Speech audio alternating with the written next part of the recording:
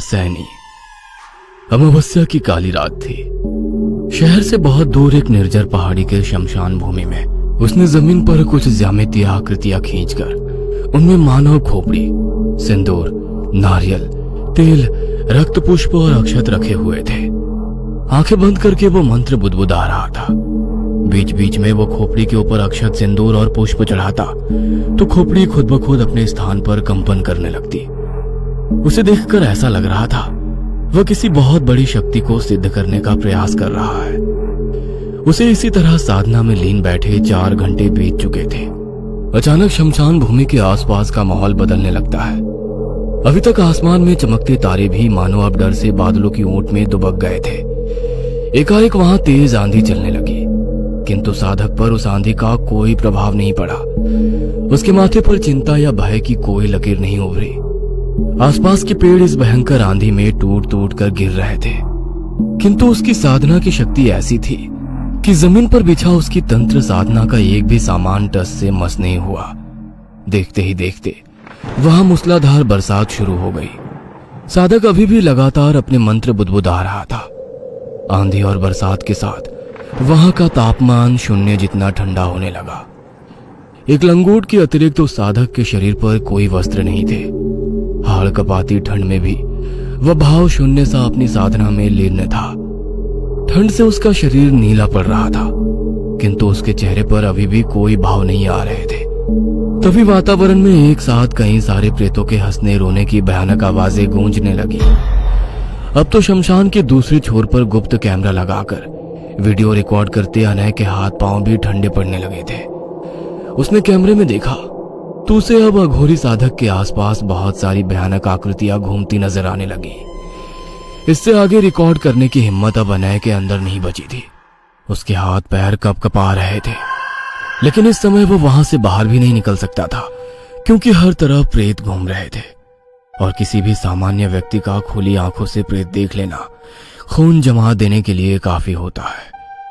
अनय एक ब्लॉगर था। अपने YouTube चैनल पर अद्भुत घटनाओं को दिखाने के कारण उसके पास 3 मिलियन से भी ज्यादा सब्सक्राइबर थे। अभी तक उसने अपने चैनल पर कई सारे ढोंगी तांत्रिकों ओझाओं का पर्दाफाश किया था। उसके दिमाग में हर समय यही चलता रहता कि कैसे उसका चैनल ट्रेंडिंग रहे। यार अमित, मेरे पास एक आइडिया है। तुझे पता है इस साल महाकुंभ लगने वाला है। वैसे भी ये 12 साल में एक बार लगता है। क्यों ना हम लोग भी जाकर वहां वीडियो रिकॉर्ड करें। मैंने सुना है बड़े बड़े साधु तपस्वी कुंभ में जरूर आते हैं। अरे यार, ये हमारे चैनल के लिए कुछ अलग होगा। क्या कहता है? अरे यार, मुझे तो तेरा ये आइडिया उतना हैपनिंग नहीं लग रहा है। कौन देखेगा तेरा महाकुंभ? यूथ को इन सब में कोई इंटरेस्ट नहीं है। अरे जहां तक मैं सोच रहा हूँ तो वहां तक पहुंच ही नहीं रहा है। तो बस सामान बांध, हम चल रहे हैं बस। अनय और अमित महाकुंभ से ब्लॉगिंग करने के लिए कुमुदराज पहुंच गए थे। नदी किनारे पहुंचकर उन्हें कई सारे जटाधारी साधु लंगोट पहने दिखाई दिए। उनके हाव भाव, रहन सहन कुछ अजीब सा था। अमित देख, वो सब साधु संत उधर बैठे हैं। मैं उनसे बात करने जा रहा हूँ, आप रिकॉर्ड कर लेना बस। हाँ। अरे भाई, मुझे तो उन्हें देखकर ही डर लग रहा है। क्या क्या करता है तू इस ब्लॉगिंग के चक्कर में? लेने के देने ना पड़ जाए कहीं। अमित की बात को इग्नोर करते हुए अनय बाबा के पास पहुंच जाता है। बाबा, आपने वस्त्र क्यों नहीं पहन रखे हैं? ये आपके समाज का कोई विशेष रिवाज है क्या? हम अघोर पंथी है। ये दिशाएं ही हमारे वस्त्र है और शमशान भूमि हमारा घर। आप लोगों का मन नहीं करता हमारे जैसे फैशनेबल ड्रेस पहनने का, मोबाइल चलाने का? ये आज मरवाएगा। पता नहीं क्या अनाप शनाप बक रहा है। तुम मोह के बंधन में फंसे अज्ञानी बालक हो। हम साधक हैं, तपस्वी हैं। हमारे ज्ञान और ज्ञान तुम्हारे बस का नहीं। बाबा प्लीज डोंट माइंड, मतलब गुस्सा मत करिएगा। वैसे क्या साधना की है आपने? और एक्चुअली ये साधना वादना कुछ होती भी है या आप लोग वैसे ही? इतना कहकर अनय ने हंसते हुए बाबा को शरारत से आंख मार दी। तेरी अज्ञानता भरी बातों से मुझे क्रोध नहीं आएगा बालक। क्रोध तो मेरे लिए बहुत तुच्छ चीज है। आज तो मैं डाकनी को साधने वाला हूँ। क्या कहा? डाकनी? वो क्या होती है? क्या बला है ये? आगे के प्रश्नों के उत्तर देने की जगह बाबा ने कुछ पल तक क्रोध भरी नजरों से अनय को घूरा और फिर वहां से उठकर चल दिए। ये सब क्या बचपना है अनय? ये सिद्ध महापुरुष है, इस तरह की बातें नहीं की जाती। भाई श्राप राप दे दिया ना तो बस गई भैंस पानी में। अबे तू ये सोच, अपने चैनल पर जब ये वीडियो आएगा तो धमाल मच जाएगा। अपना काम ही ऐसा है यार।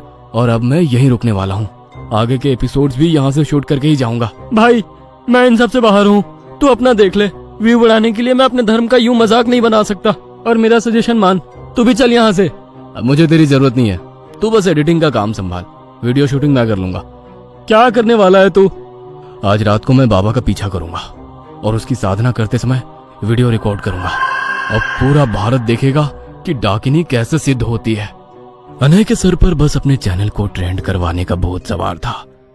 अमित के समझाने पर भी वो उसकी कोई बात सुनने को तैयार नहीं था। आधी रात को बाबा अपने कैंप से निकलकर शमशान भूमि की ओर बढ़ गए।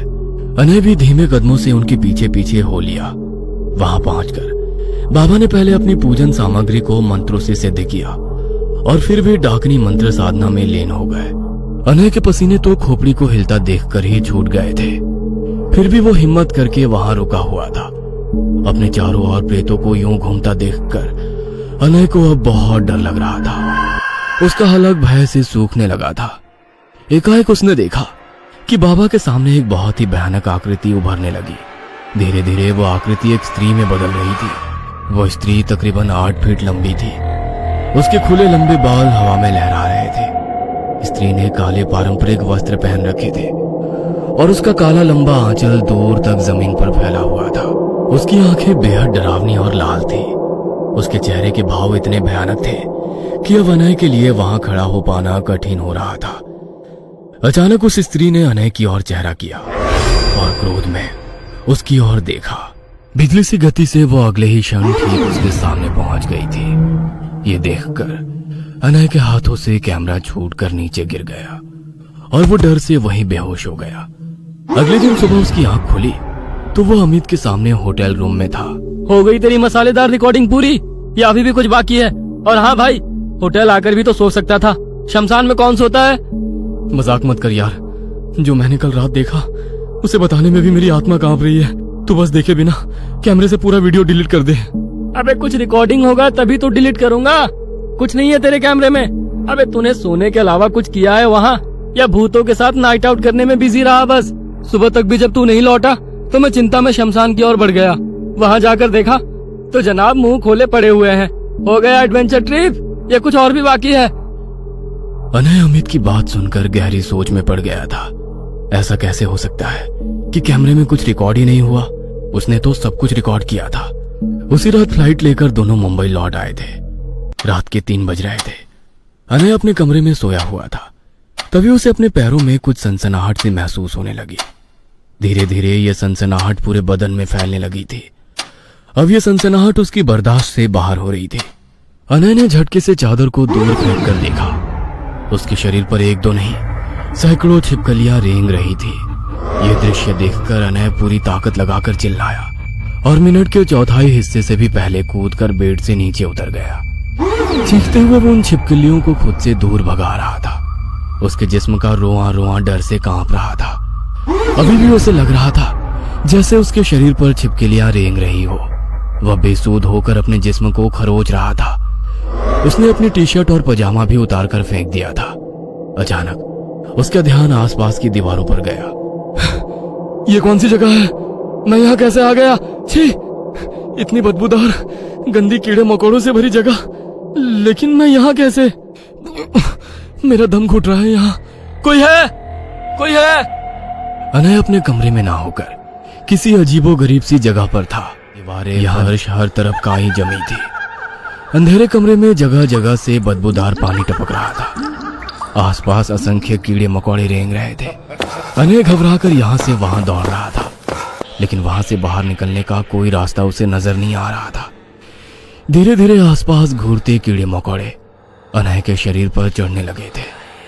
अनय अब जोर जोर से रोने लगा था। कौन है यहाँ? मुझे यहाँ कौन लेकर आया है?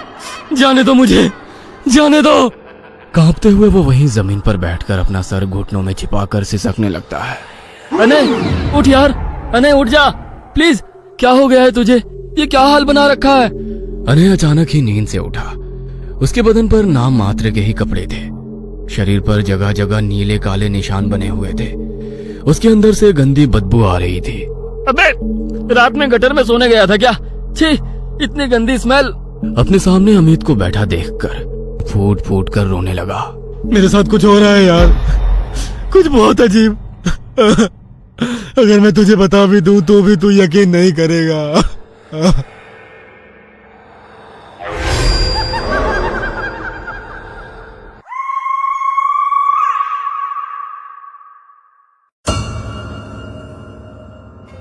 ये कहानी आपको अच्छी लगी हो तो हमें सब्सक्राइब करें, हमारा इंस्टाग्राम और फेसबुक पेज जरूर फॉलो करें। और हाँ दोस्तों, सब्सक्राइब करना भूलना मत।